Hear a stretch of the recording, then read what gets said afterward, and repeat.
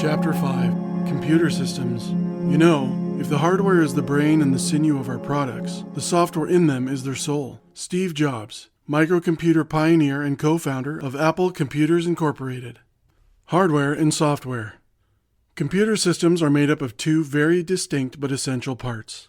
Hardware, designed and developed by computer hardware engineers, consists of the physical components of a computer system. Software, created by software developers and programmers, are sets of instructions that enable the hardware to process information and produce useful results. For example, software programs can instruct computer hardware to perform actions such as printing text, displaying images, or dialing a phone number. Hardware provides the platform upon which the software operates. Hardware without functioning software is about as useful in this world as a paperweight. This is obvious from the over 50 million computer systems from the United States alone discarded and or buried in landfills each year. When we include mobile devices, the total number of systems trashed or recycled yearly in the United States is over 200 million. Interestingly, software is not made of any material substance. It cannot be reduced to elements of matter and energy. Unlike computer hardware, it is not part of the physical world. It exists solely as a collection of instructions that can direct the operation of hardware components to produce an output result. If hardware is damaged or destroyed, the software still exists and will function once again if combined with other replacement hardware. Before a novelist puts words on paper, the idea for the story exists in the writer's mind, independent of any physical reality. The information and events described in the story are not composed of physical matter and or energy, unlike the paper and ink that allows the finished story to be shared with readers. A music composer will have an idea for a new piece of music before it ever becomes a reality that we can experience. Only when combined with materials from the physical world, musical instruments or a singer's voice, can others enjoy the music. Similarly, a computer software program first exists as thoughts in the mind of a software programmer. The non-physical software remains dormant and useless until combined with physical hardware. The hardware allows the information and instructions within the software to be used in a productive way. Software can only be functional and useful when combined with the appropriate hardware. In a sense, the presence of software is what brings the computer to life. A company that produces thousands of computers of a particular model will produce each one with a nearly identical hardware design. These individual computers can each have different functions, because despite having nearly identical hardware, the software installed on each one can be very different. A computer has two distinct types of software. The operating system software determines how the computer handles the basic input, output, and other routine internal functions of the system. Every different computer model type has its own unique operating system software. The other type of software, application software, determines the ultimate functional capability of the computer. It allows the computer to interact with the outside world by accepting input information and then producing useful output results. Unlike the operating system software, the application software can be significantly different on individual computers of the same model. On some portable computers, such as tablets or smartphones, different types of application software are commonly called apps. The physical hardware, operating system software, and application software make up the three essential parts of a functioning computer system. Two computers will have the same hardware and operating system, but may have quite different application software installed. The application software is what makes each individual computer system unique. For example, two friends may each have a personal computer with nearly identical hardware and the same operating system software installed. However, the two computers may have completely different uses. One may contain software designed to work with arts and craft projects and to manipulate photos and graphics. The other computer might have software programs installed that are geared more towards processing numbers, such as evaluating data from experiments or financial analysis. One computer can handle numbers well, and the other, with essentially the same hardware, will be useful for more artistic pursuits. Application software comes in two forms. Automatic application software requires no user input once set up and usually processes rapidly, so it's useful when time is important. Examples of these processes are found in software designed for automated factory robots and in programmable thermostats that automatically adjust the temperature as needed. The second form, controlled application software, is the type most familiar to people. The input, and therefore the resultant output, is under the direct control of the user. Using controlled application software is more time-consuming than automatic software, but is necessary for applications such as word processing, spreadsheets, publishing, databases, internet browsing, and communications. Comparison of computers and living things. By using a familiar example, an analogy can help explain or clarify concepts and ideas by comparing the shared qualities of two different things. Analogies enable us to relate past experiences to new situations. An analogy brings clarity. In previous chapters, analogies have helped to explain important concepts supporting the reality of our well-planned universe. The expanding universe, where galaxies are constantly moving away from each other, becomes clear from the comparison with a loaf of raisin bread baking in the oven, where the distance between each raisin in the bread steadily increases as the bread rises. The formation of molecules, structures consisting of two or more atoms bound together, is better understood by comparing them with Lego building blocks that are also combined to produce complex structures much larger than themselves. The example of a well-planned garden discovered in an isolated mountain meadow shows how evidence from recent scientific discoveries now enables us to recognize our well-planned universe. A variety of different types of evidence brought together provided overwhelming confirmation that the hikers had found an intentionally constructed garden. Similarly, the precise nature of so many aspects of the universe confirms that what we observe is the result of a deliberately planned and intentional act. As with these analogies, a comparison between computers and living things will make clear how non-physical processes enable living things to function, much like non-physical software functions with computer hardware. A computer is useful only after software is combined with hardware. When added to the system, application software can be considered the mind of the computer in the sense that it allows the computer to process information and produce useful results. As with computers, all living things can successfully interact with the outside world only when the physical hardware part and the non-physical processing part work together properly. A human's or animal's body hardware is like the hardware components of computer systems. Individual humans and animals can be viewed as a type of organic computer in the sense that they are made up of physical and non-physical parts. Both parts are needed, but it is the processing part that accepts input from the surrounding environment and makes it possible to interact with the outside world.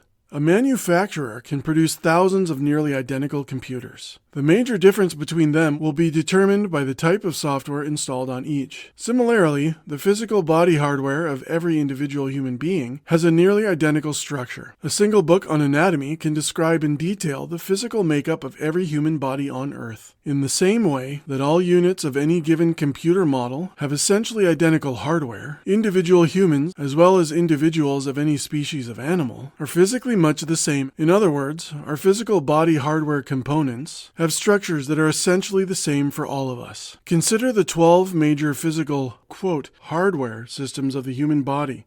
1. The skeletal system consists of 206 bones connected by a network of tendons, ligaments, and cartilage. Together, they support the body and protect the body's organs.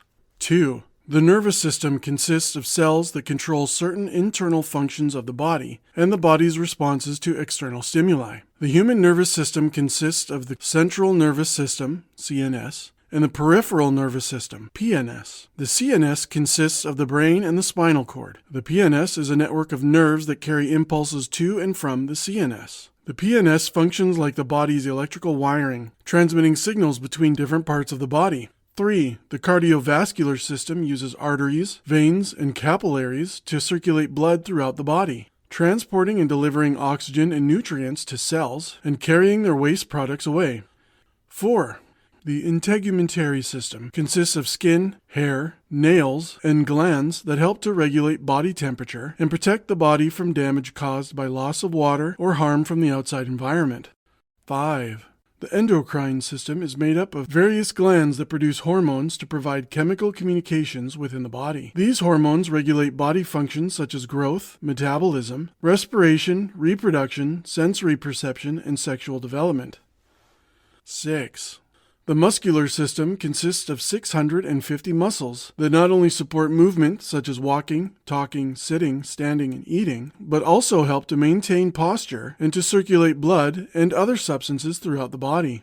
7. The lymphatic system is a network of tissues and organs that helps eliminate toxins, waste, and other unwanted materials from the body. A major function of the lymphatic system is to deliver infection-fighting white blood cells throughout the body.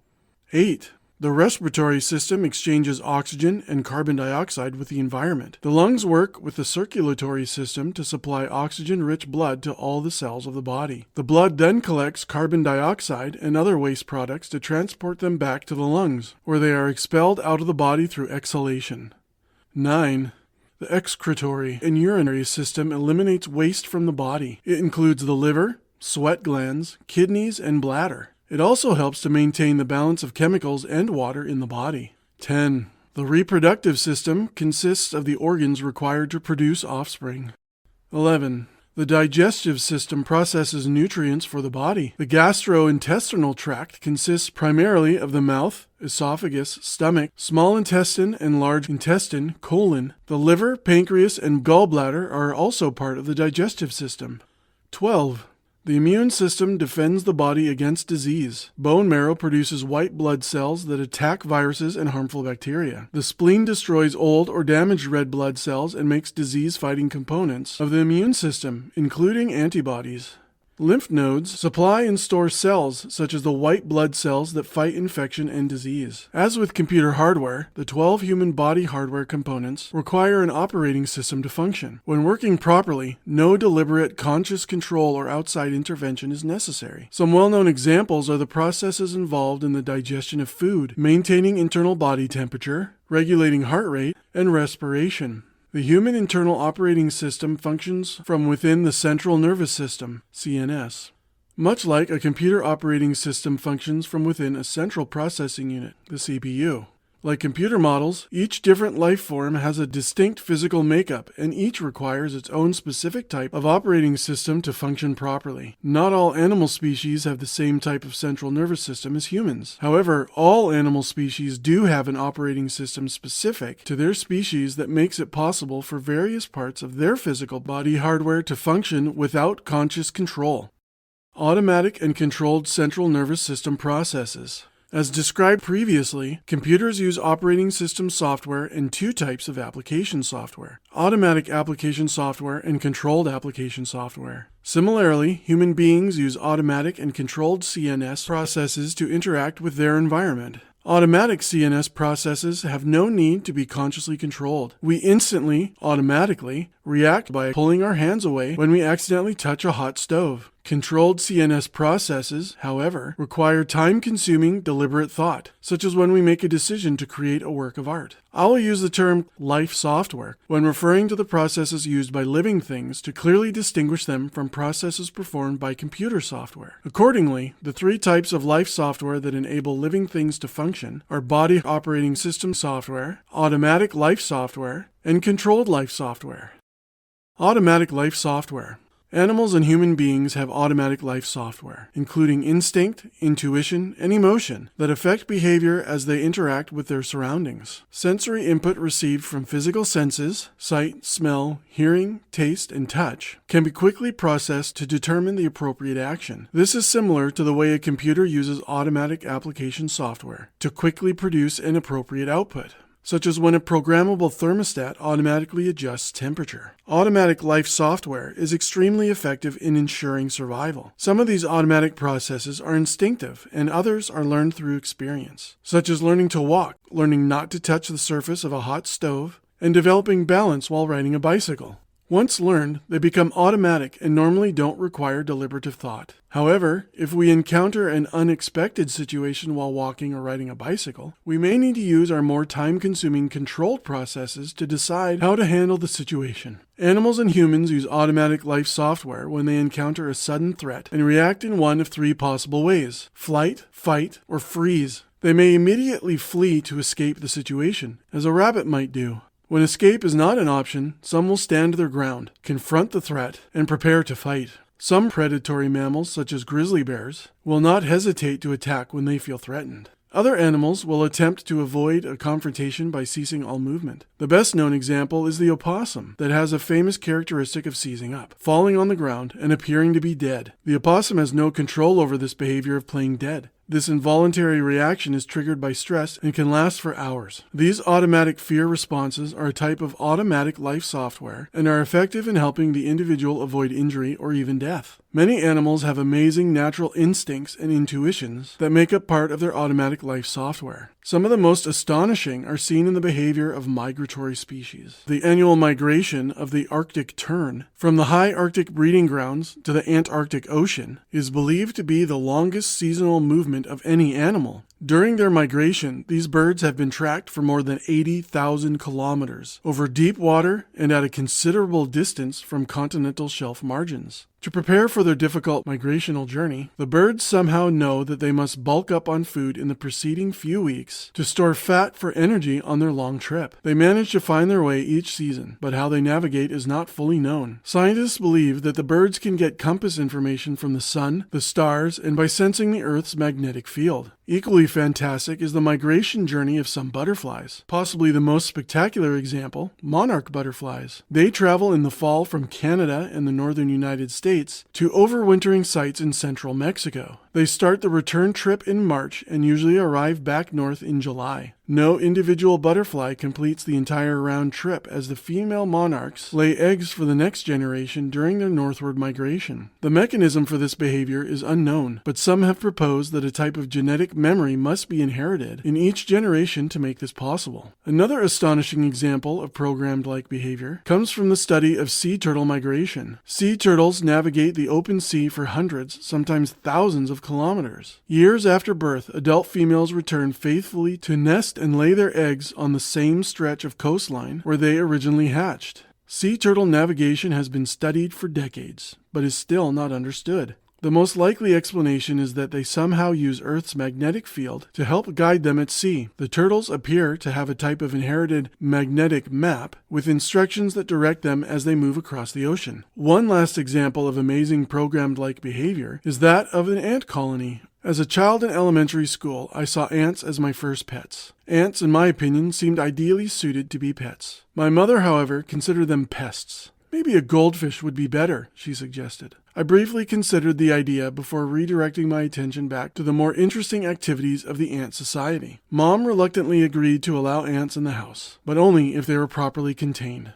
After school, I would venture out behind our house in Southern California and collect some of the large red ants that made their home at the edge of the backyard. I would poke at the ground with a stick, then scoop up ants into a large glass jar as they came out to protect their nest. I recall that one day, 2 concerned police officers drove past me in the alleyway and asked what I was doing. "Catching ants," I replied. They asked where I lived, and I pointed across the alley to the house. That seemed to satisfy them, so I continued with my project as they drove off. The ants were not happy as I disturbed their underground city, but I just had to know what they were doing down there. I would collect a few dozen of them in a glass jar containing sandy soil, then watch them dig new tunnels. I learned to cover the outside of the jar with dark paper to keep out daylight. The ants would then dig tunnels along the sides of the jar, and I could view their underground activity by occasionally removing paper. I fed them small pieces of bread soaked in sugar water. I remember watching with fascination as individual ants carried on with the daily duties necessary to sustain the colony. By observing the lowly ant, a child can learn much about how a society operates, and how individuals can accomplish substantially more by working together than by working separately. I felt like the masters of their little universe. It would have been even more interesting if I could have given them the ability to individually make decisions and plan what they would do next. That superpower I did not have. They had no idea, nor did they care, who I was or why I was there. They never acknowledged my presence as long as I did not disturb them. They each instinctively had their own special job to do, and that kept them busy. They seemed content with their lot in life. Each ant has a distinct role to play. How is it that such tiny creatures, each produced by the same queen ant, have such different duties within the colony? Some forage for food, some defend the colony from invaders, and some tend to the young ants until they mature. Each has the physical hardware and automatic life software necessary for them to carry out their distinct daily tasks. The ants behave like little robots, each programmed for a specific role within the colony. There are thousands of different species of ants, each specialized in their behavior and how they ensure the colony's survival. For example, leafcutter ants remove leaves and carry them back to the nest. In chambers within the nest, they grow a fungus on the leaves for their nourishment. Certain ants within the colony have the job of protecting the leaves from parasitic flies and wasps. Several unusual species of ants, commonly known as army ants, live in temporary colonies. When food supplies become short, they leave the nest and travel great distances in long columns. Large soldier ants flank the sides of the columns, protecting the smaller ants within the column. They form bridges and tunnels with their bodies to aid their progress. Along the way, they capture insects, spiders, and even small vertebrates such as frogs, snakes, and lizards. Even a tiny creature like an ant or a Bola's spider appears to have programmed complex task behavior that benefits survival. This behavior, although more complex, is remarkably like that of a computerized factory robot that has been programmed to perform a specific task. An individual animal is much like a computer device, such as a smartphone, that is designed for specific tasks. Its hardware and software components are replicated by the thousands or millions, each one nearly the same as others of the same model.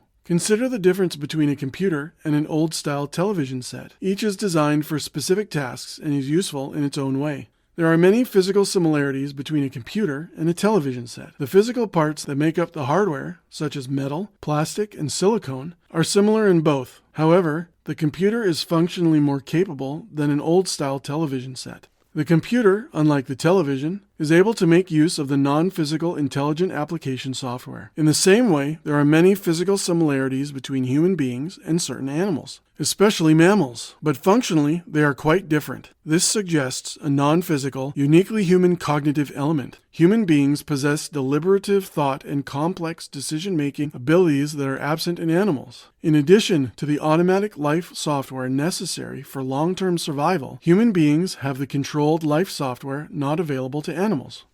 Controlled mental processes. Human beings are dramatically different in many ways from the many animal species found on Earth. DNA analysis has revealed that the physical makeup of the body hardware of the chimpanzee is very close to that of a human being. The astounding difference between the two is found in the ability of human beings to use controlled life software within the brain hardware. For clarification, instead of using the term controlled life software, I will refer to this uniquely human quality as controlled mental processes, since the ability comes solely from the unique mental processes that occur within the human brain. Examples of some of these controlled mental processes are planning or getting ready for an upcoming event, deciding what item to purchase using a gift card, thinking about the consequences for making an important decision, listing the pros and cons before deciding to buy or rent a home, researching possible choices before deciding where to go on vacation, researching available makes and models before purchasing a new vehicle, deciding what career to pursue,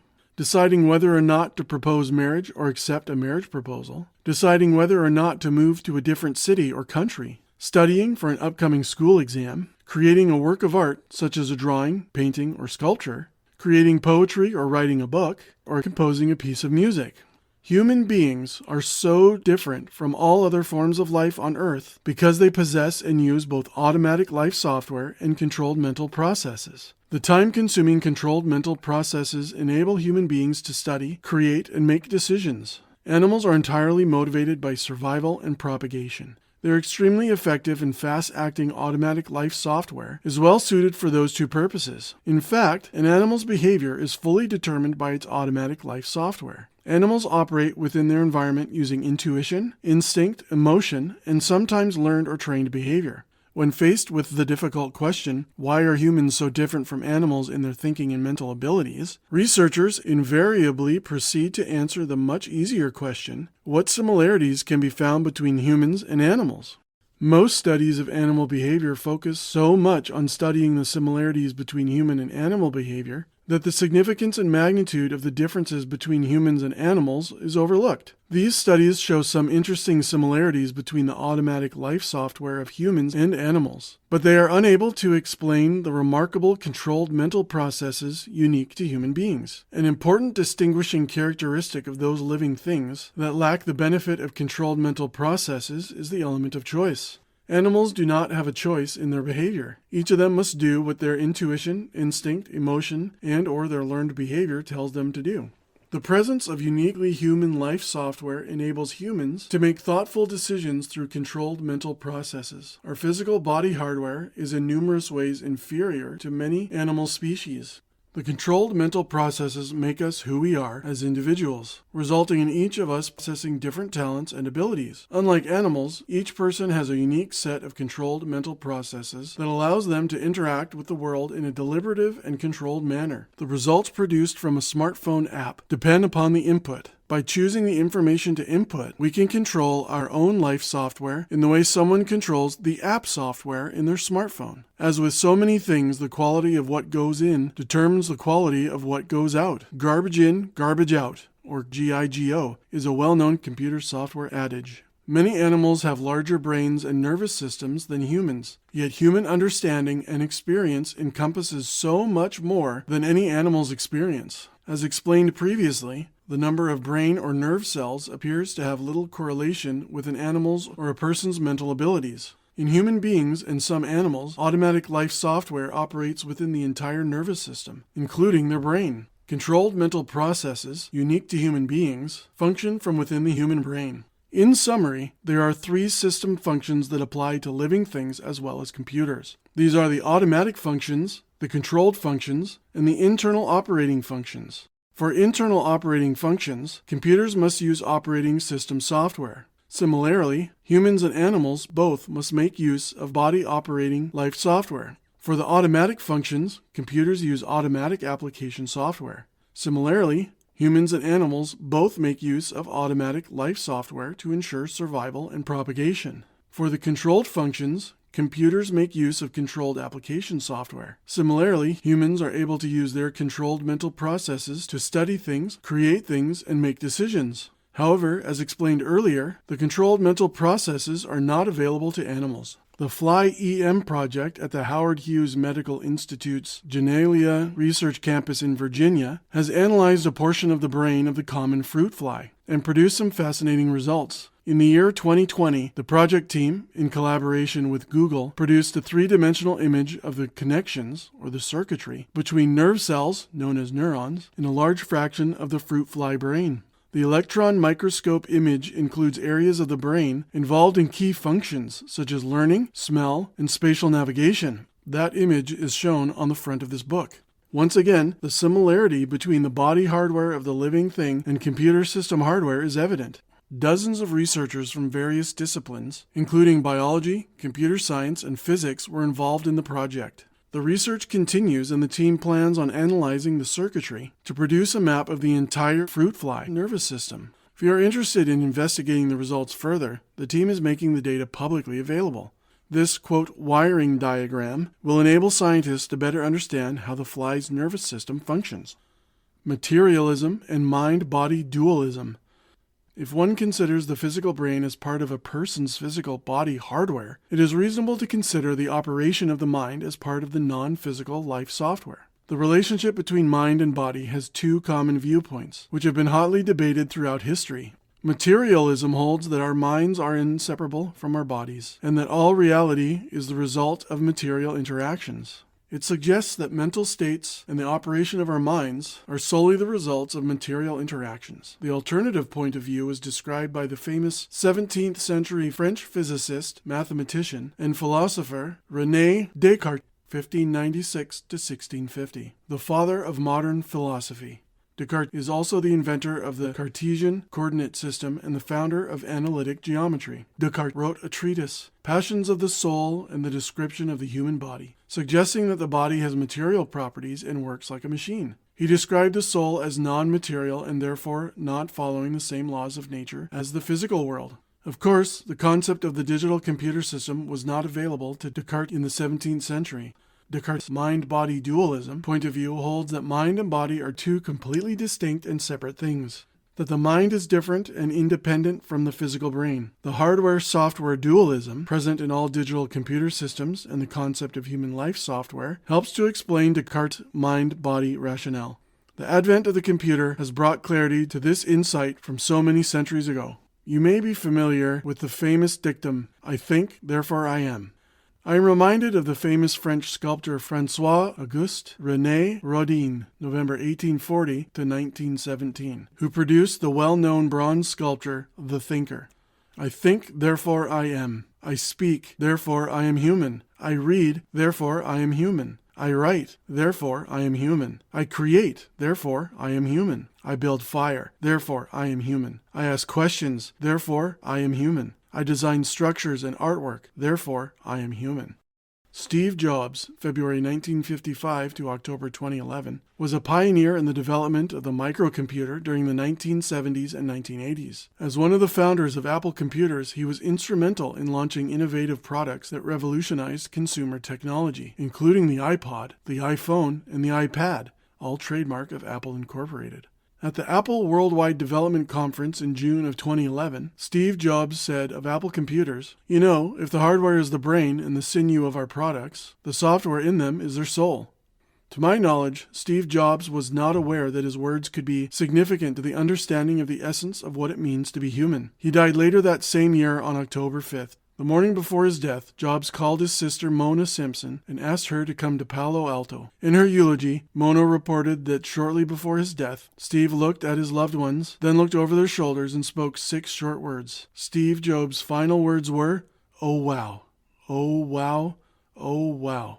The concept of human life software and controlled mental processes makes it possible to understand why there will never be a philosopher or poet in the animal kingdom, or a great composer or musician or artist, or orator or debater or writer or storyteller, or architect or chess master or teacher or medical doctor or lawyer or scientist or entertainer in the animal kingdom.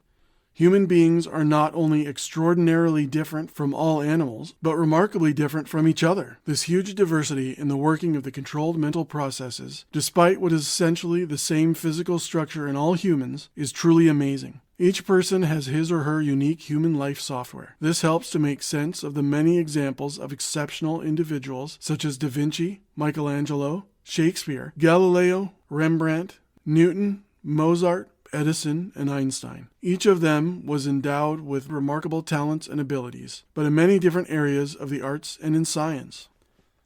Child prodigies. Some children under the age of 10 have demonstrated remarkable abilities in art, mathematics, or music long before any formal training. When we look at controlled mental processes, it helps us to understand these child prodigies. Here are some well-known examples. Blaise Pascal, 1623 to 1662, was a French mathematician, physicist, inventor, and writer. As a child, he developed a deep interest in mathematics and science. He had no formal education, but received his primary education from his father. At age 13, Pascal and his father began attending discussions in Paris with a group of scientists and mathematicians, including René Descartes. At age 16, Pascal wrote a significant treatise about projective geometry. While still a teenager, he began to develop mechanical calculating machines. His arithmetic machine, the Pascaline, was the first practical and widely used calculator. Sor Juana Inés de la Cruz, November 1648 to April 1695, was a scholar, philosopher, composer, and poet. As a female born in the 17th century, she had little access to formal education and was almost entirely self-taught. It is believed that she learned to read by age 3. She produced numerous dramatic, comedic, and scholarly works, including many plays and poems.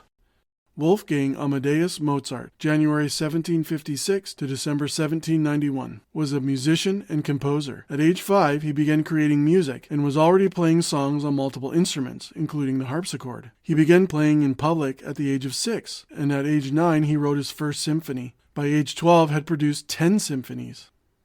John von Neumann, December 1903 to February 1957, was a Hungarian-American mathematician, physicist, and computer scientist. At age 6, he could divide 2 8-digit numbers in his head and converse in ancient Greek. By the age of 8, he was familiar with differential and integral calculus. Steveland Hardaway Morris, 1950. Better known by his stage name, Stevie Wonder, is an American singer, songwriter, musician, and record producer. By age 9, he had taught himself how to play the piano, drums, and harmonica. By age 12, he had released his first album. Elma Elizabeth Deutscher, born February 2005, is an English composer, pianist, and violinist. At age 6, she composed her first piano sonata. At age 7, she completed a short opera, The Sweeper of Dreams. At age 9, she wrote a concerto for violin and orchestra. At age 10, she wrote her first full-length opera. At 12, she premiered her first piano concerto. Hardware eventually fails, software endures. Computer hardware will eventually wear out and fail to function properly. The natural order of all physical systems is to decay over time. Computer software, however, can be upgraded or easily replaced, so updated versions of software actually improve rather than decay. Software updates have become commonplace with most computer applications. Computer software can also be permanently preserved with a computer backup, whereby an exact copy of the software is made and stored away to be used later if needed. Backups are saved and stored on local computer systems through uploading to remote locations commonly known as the cloud. The cloud consists of computers that can be remotely accessed using the internet to store, manage, and process data. If computer hardware is damaged, a duplicate of the original computer system can be produced by installing the backup software onto a new computer system of the same model type. When computer hardware is damaged or wears out, the software cannot function properly and the hardware must be repaired if possible. If a critical piece of hardware cannot be repaired or replaced, the computer will have to be discarded. In that case, it will most likely end up being buried in a landfill. Similarly, when our physical body hardware wears out or is damaged, our ability to function will be diminished. For example, the decline in the condition of our physical brain with age will hinder the functioning of our mind. Life software, being an independent non-material entity, much like computer software, is not subject to the same process of decay that affects our brain and the other parts of our physical body. However, it does require healthy body hardware to function properly. When a critical body part, such as an essential body organ like heart, lungs, or liver fails and cannot be medically repaired or replaced, the body will cease to operate. The life software will no longer be able to function within the body hardware. A few years ago, I personally experienced a health issue that revealed to me how a problem with brain hardware can affect the ability of a person's mind to function properly. Fortunately, my body hardware problem was not permanent. It was corrected and my life software functioned normally again. Over several months, I had noticed some difficulty with concentration and a slowing of my overall thought process. I was fatigued and constantly thirsty, waking up several times during the night with intense thirst and a dry mouth. A blood test showed I had hyponatremia, low levels of sodium in my blood. It is often difficult to determine the underlying cause of this condition because it can be the result of heart disease, lung disease, intracranial disease, kidney disease, various types of cancer, hormone problems, or taking certain drugs. I had many different tests, including multiple X-ray images, CT scans, computer tomography, and MRI, magnetic resonance imaging. I also had regular blood tests over several months to monitor the condition. I was finally diagnosed with an abnormal increase in a hormone that causes fluids to be retained in the body's cells. Normally, this hormone signals the body to maintain the correct fluid content in the body's cells. In my case, the continued abnormal release of this antidiuretic hormone resulted in an intense thirst and a buildup of fluids in the cells. Unless brought under control, the continued buildup of fluid in brain cells leads to a buildup of pressure, causing mental difficulties. Eventually, this can lead to confusion, seizures, and even coma. The only effective long-term treatment for controlling the hormone is to find and treat the underlying cause. I saw 13 different doctors and numerous other medical professionals over a period of several months. The symptoms continued to worsen, and the situation may have deteriorated further had it not been for one kidney specialist. Fortunately, that doctor suggested that I see a sleep specialist because of my difficulty with sleeping through the night. A sleep test showed that I had severe sleep apnea. I received a prescription for a CPAP, continuous positive airway pressure, machine to supply sufficient air pressure at night to keep my airway open and to allow easy breathing during sleep. My intense thirst went away after a few days, and my blood sodium level began to slowly rise. It took several weeks of adjusting before I could sleep soundly through the night, but my symptoms gradually improved during that time. Today, my blood sodium levels are back to normal, and I feel well again. My difficulty with sleeping was not a symptom of the medical condition, but the cause of the problem. When my body hardware problem was resolved, my mental processes functioned normally again. This was a personal example of how the mind's life software can function normally again if the physical brain hardware is properly restored. Most people know someone who has had sleep apnea to some degree. In most cases, sleep apnea is mild and there is no need for concern. I had no idea that something as common as sleep apnea could become severe enough to cause such serious health issues. If you learn nothing else from this book, and I sincerely hope that is not the case, at the very least I hope that you will now make sure to get a good night's sleep. Now, investigations into the cause of dementia help us to understand the relationship between the mind and the brain. Dementia describes a decline in a person's mental acuity, resulting in difficulty with thinking, remembering, and reasoning skills. Dementia often develops gradually and is more common in elderly people. Most examples of the condition come from Alzheimer's patients, but other illnesses, such as Parkinson's disease and Lewy body disease, can also lead to dementia. Physical damage to nerve cells and their connections in the brain, most often the result of a buildup of proteins, damage the nerve's internal structure. CT and MRI scans reveal the structure of the brain and can show the loss of brain mass associated with Alzheimer's disease and similar conditions. My father died in 2003, a few years after being diagnosed with Lewy body dementia. His experience was an example to me of how brain hardware health can affect someone's ability to use controlled mental processes. When I would visit him at the assisted living facility, I could tell that he was still the same person that I had known all my life. But despite appearing physically healthy, he was unable to fully express his thoughts. The well-known and admired actor and comedian Robin Williams, 1951 to 2014, also had Lewy body dementia. In an American Academy of Neurology publication, Robin Williams' wife, Susan Schneider Williams, wrote, "Robin is and will always be a larger-than-life spirit who was inside the body of a normal man with a human brain. He kept saying, 'I just want to reboot my brain.' My husband was trapped in the twisted architecture of his neurons, and no matter what I did, I could not pull him out." Recent research has shown that people's subjective age, the way they feel inside, is often very different than their age measured in numbers of years. Many older people feel much younger mentally than you might expect. Using MRI scans, researchers have found that elderly people who describe themselves as feeling young mentally show fewer signs of physical brain aging when compared with others who feel their chronological age. An interesting study done by the Departments of Psychology, Seoul National University, and Yonsei University in Seoul, South Korea, was published in the open-access journal Frontiers in Aging Neuroscience. Scientists performed MRI brain scans in 68 healthy people between the ages of 59 and 84, looking at gray matter volumes in various brain regions. Participants completed a survey that asked whether they felt older or younger than their age, and other questions assessing their cognitive abilities. On average, people who felt younger than their age scored higher on the memory test and were less likely to report depressive symptoms. The scans for those who felt younger than their age showed increased gray matter volume in key brain regions. In an interview, Dr. Che from Seoul National University stated that, "We found that people who feel younger have the structural characteristics of a younger brain." The MRI imaging showed that the participants who felt younger had the brain hardware characteristics of a younger, healthier brain. The life software of the mind continues to function well into old age unless the physical brain health declines. This is consistent with the fact that life software of the mind is independent from the physical brain. Once again, one is reminded of computer software, which does not deteriorate and remains functional unless the computer hardware wears out or is damaged.